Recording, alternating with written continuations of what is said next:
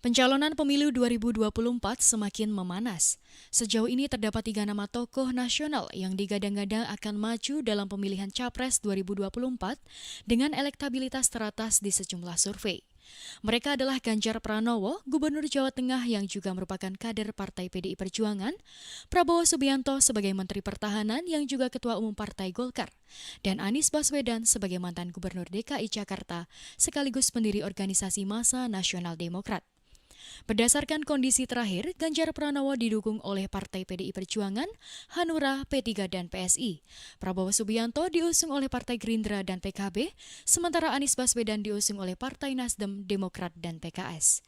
Lalu, siapakah di antara ketiga nama calon pemimpin tersebut yang diinginkan masyarakat? Condong ke Ganjar ya, Pak Ganjar. Prabowo. Sekarang sih Pak Ganjar ya. Mungkin Pak Ganjar Pranowo. Bukan hanya nama calon presiden yang tengah menjadi ramai perbincangan.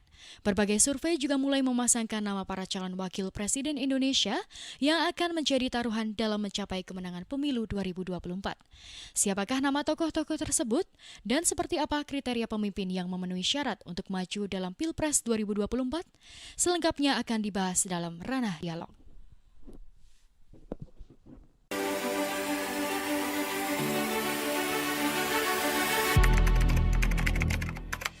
Yang jelas pilihan kami terpada yaitu presiden yang bisa mengayomi rakyat dan yang jelas orangnya jujur.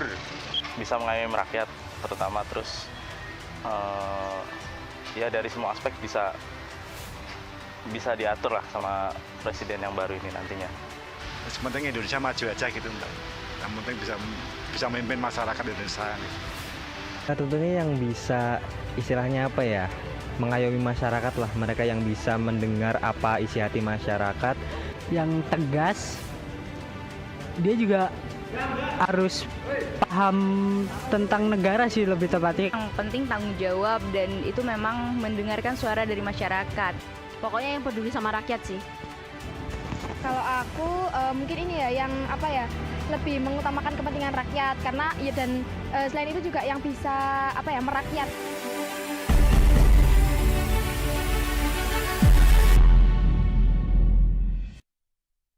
Baik pemirsa, baru saja kita telah menyaksikan 3 nama tokoh nasional yang digadang-gadang akan mencalonkan diri pada pemilu 2024 nantinya. Mereka adalah Ganjar Pranowo, Prabowo Subianto, dan juga Anies Baswedan. Bukan hanya calon presiden yang tengah ramai diperbincangkan, namun juga calon wakil presiden 2024. Siapakah tokoh-tokoh tersebut dan seperti apa kriteria pemimpin yang bisa memimpin Indonesia untuk bisa lebih maju ke depannya?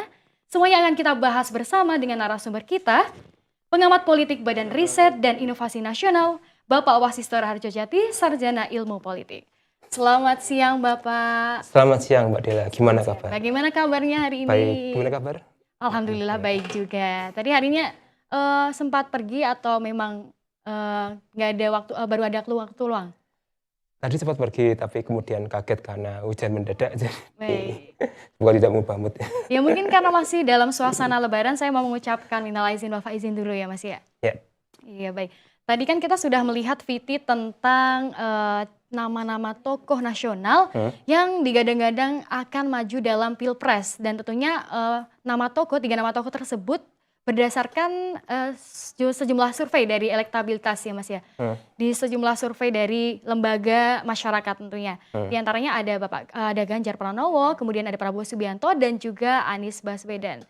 Dari pendapat Bapak sendiri sebagai seorang pengamat politik, bagaimana peluang dari ketiga tokoh nasional tersebut untuk bisa maju ke Pilpres 2024? Baik, terima kasih. Kalau secara garis besar kan sebenarnya ketiga nama yang digadang-gadang ini kan adalah orang-orangnya presiden ya, atau kita sebut sebagai all president man.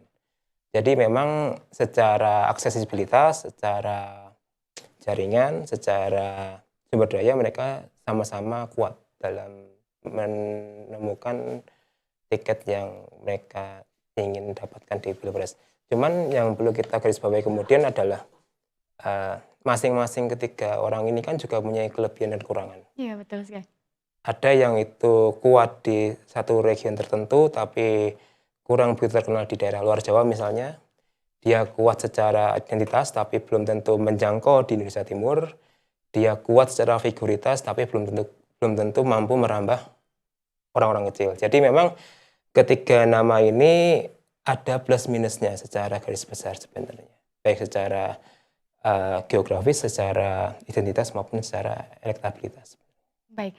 Tadi kalau Mas bilang tentu setiap calon ini punya kelebihan dan juga kekurangannya masing-masing. Ya. Tapi ini mungkin sedikit bukan sensitif, tapi kita mengulik dari perbincangan yang tengah ramai sebelumnya. Ya. Kalau kita membahas salah satu tokoh, mungkin Bapak Ganjar Pranowo nih, Ganjar Pranowo yang sempat beberapa waktu lalu sempat mendapatkan isu mengenai tentang penolakan Piala Dunia tersebut. Ya. Nah, apakah itu mempengaruhi elektabilitas beliau untuk maju ke dalam Pilpres 2024 nantinya?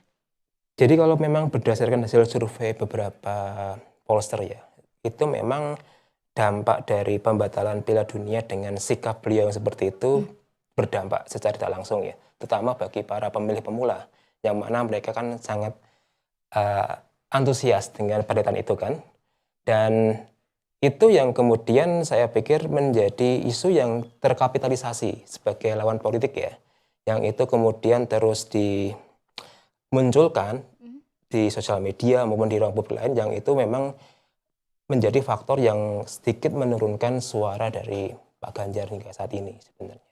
Pak Ganjar berarti memang dikatakan berpengaruh. Kalau dikatakan berpengaruh, betul. Mempengaruhi elektabilitas beliau ya.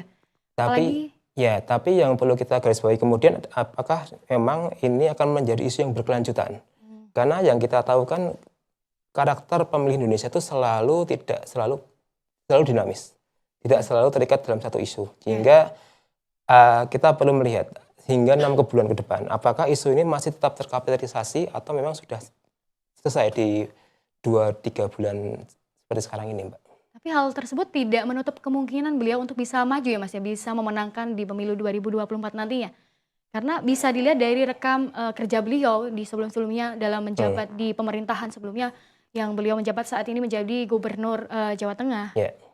Ya, memang kalau kita lihat dari beberapa nama yang ada ya, Pak Ganjar memang itu punya pengalaman lebih panjang ya. Beliau pernah menjadi anggota DPR selama 2 periode, pernah jadi gubernur.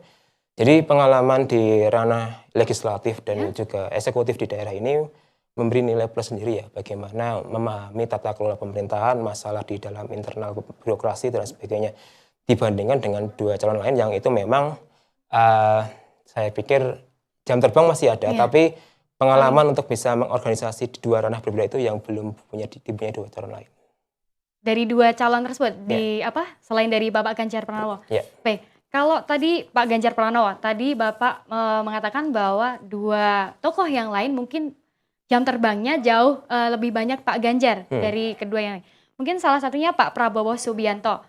Tadi sudah ada 2 nama kandidat, Pak Ganjar, Pak Anies, dan 3 nama kandidat, Pak Ganjar, Pak Anies, dan juga Pak Prabowo. Kalau kita bahas tentang Pak Prabowo, yang mungkin saat ini sudah tidak terlalu lebih jarang disoroti, tapi sekarang ramai disoroti kembali karena akan mencalonkan diri lagi di pemilu 2024 nantinya. Bagaimana pendapat Bapak tentang pencalonan beliau lagi yang keempat kalinya berarti ya ini, setelah 3 kali kemarin mencalonkan diri? Ya, kalau kita lihat memang Pak Prabowo ini sejak tahun 2009 memang sudah aktif ya ikut dalam nominasi presiden. Nah, cuman yang perlu kita lihat adalah dari 2009 hingga 2024 nanti itu kan memang ada sekuat isu yang itu selalu berkembang. Artinya kalau dulu 2019 seperti A misalnya, mungkin di 2024 tidak seperti itu lagi. Dan saya akui bahwa konsistensi dalam bertarung ini yang menjadi impresi ya, yang itu mampu memikat perhatian banyak pemilih ya, yang itu memang membuat beliau ini tetap menjadi yang terdepan dalam nominasi Capres 2024. Apalagi ditambah sekarang ini elektabilitas beliau melampaui dari Pak Ganjar ya sekarang. Iya, memang kita harus akui ya bahwa di Indonesia itu siklus sipil militer itu selalu berpengaruh. Jadi kalau kita lihat dulu sipil militer, artinya memang pergantian 2 baju ini memang banyak berpengaruh dalam melihat preferensi publik ya. Apalagi kalau kita melihat publik itu selalu mengevaluasi. Kalau sipil seperti ini, misalnya kalau yang militer tuh dipersepsikan tegas, berani dan sebagainya. Mungkin ini menjadi semacam reminder publik ya bahwa yang ke depan nanti adalah antitesis dari pemerintahan yang sekarang misalnya. Baik. Nah, Bapak mungkin mungkin ini yang penting ya, karena beberapa waktu lalu kan ini sempat ramai diperbincangkan juga bahwa Pak Jokowi mengeluarkan statement 2024 nanti gantiannya Pak Prabowo nih. Nah, bagaimana pendapat Bapak sebagai pengamat politik menanggapi hal tersebut? Ya, yang tentu kan kita harus memahami itu bagian dari gimmick politik ya. Gimik berarti. Yang harus kita pahami adalah pernyataan seorang politisi itu kan selalu bersayap. Kadang A, kemudian di samping kiri bisa B kan. Artinya kita harus memahami bahwa yang diucapkan beliau itu perlu dilihat apakah beliau ini sebagai seorang presiden atau memang sebagai politisi. Sehingga kalau kita bisa memahami dua ranah itu, kita bisa melihat ini tendensinya kemana gitu. Karena kadangkala tuh publik mencampur adurkan ya antara dua ranah itu ya, antara sebagai kepala negara dan sebagai seorang politisi. Jadi memang ini yang perlu kita lihat, Pak Jokowi itu seperti apa untuk melihat pernyataan beliau ke depan. Tapi berarti walaupun Pak Jokowi ini dari PDI Perjuangan sendiri, masih bisa kemungkinan atau tidak Pak, bahwa Pak Jokowi ini akan berpihak pada Pak Prabowo, itu masih simpang siur juga tuh? Memang dalam beberapa wacana yang ada itu banyak mempersepsikan bahwa Pak Jokowi ini adalah kingmaker ya. Yeah. Tapi sejatinya kan kingmaker itu yang punya adalah partai sebenarnya. Dan Pak Jokowi itu hanya memberikan preferensi saja sebenarnya. Jadi kita tidak harus menggarisbawahi itu juga. Baik. Mungkin Bapak bisa simpulkan dari beberapa pertanyaan kita di segmen kali ini tentang Capres dan juga Cawapres 2024 pada pemirsa mungkin? Yang tentu kita perlu dorong adalah partisipasi dari anak muda ya sebagai seorang pemilih pemula yang mana mereka adalah bagian dari kelompok terbesar pemilih ke depan. Jadi saya pikir mereka perlu didorong untuk aktif, jangan golput karena memang suara mereka itu yang akan menentukan siapa yang akan berhak menjadi presiden ke depan. Suara dari masyarakat tentunya berharga ya untuk pemimpin masa depan nantinya. Betul. Baik, terima kasih Bapak Wasisto Kasih, sudah meluangkan waktunya pada siang hari ini. Ya pemirsa, karena waktu yang terbatas dan tadi kita juga sudah berbincang bersama narasumber kita, Bapak Wasisto Raharjo Jati mengenai Capres dan juga Cawapres 2024. Siapakah yang akan menjadi pemimpin masa depan Indonesia nanti pada pemilu 2024? Mari kita lihat dalam pemilu 2024. Tetap bersama kami di Lini Masa.